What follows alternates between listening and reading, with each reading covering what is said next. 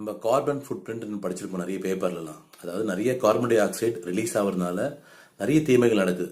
நம்ம தெரிஞ்சுப்போம், global warming சொல்கிறோம், அப்புறம் வந்து காற்று மாசுபடுதல், ஏர் பொல்யூஷன் சொல்கிறோம், அப்புறம் தண்ணி உணவுலாம் குறையிறதெல்லாம் காரணம்ன்றாங்க கார்பன் ஃபுட் பிரிண்ட்னால. அது வந்து நம்ம பெருசாக நம்ம என்ன செய்ய முடியும்னா ஒரு விஷயம் பண்ணலாம். டிரான்ஸ்போர்ட்டேஷன் ஒரு காரணம்ன்றாங்க. அது வந்து மற்றவங்க அட்வைஸ் பண்ண நம்ம ஃபாலோ பண்ணல. நேற்று நான் வந்து என்னோட இடத்துல இருந்து ஒரு லொக்கேஷன் ட்ராவல் பண்ணுறேன். அதுக்கு காரில் போகும்போது 270 ரூபா ஸ்பெண்ட் பண்ணுறேன். அவருக்கு ஒரு டிப்ஸ் 10 ரூபா, 280 ரூபா ஆகுது. நான் அதே திரும்பி அந்த பிளேஸ் திரும்பி நான் இருந்த இடத்துக்கு திரும்பி வரத்துக்கு பஸ்ஸில் வரேன். மொத்தம் 17 ரூபா மட்டும் செலவாகுது. பொருளாதாரமும் உங்களுக்கு மிச்சப்படும், கார்பன் ஃபுட் பிரிண்ட்டும் கம்மியாகும்.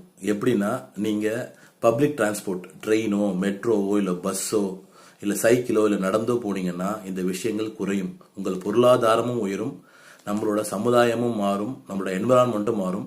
இந்த கார்பன் ஃபுட் பிரிண்ட்றது கம்மியாகும். இந்த பதிவு பிடிச்சிருந்தா நீங்கள் சப்ஸ்கிரைப் பண்ணணும், மற்றவங்க யாருக்கா ஷேர் பண்ணுங்கள்.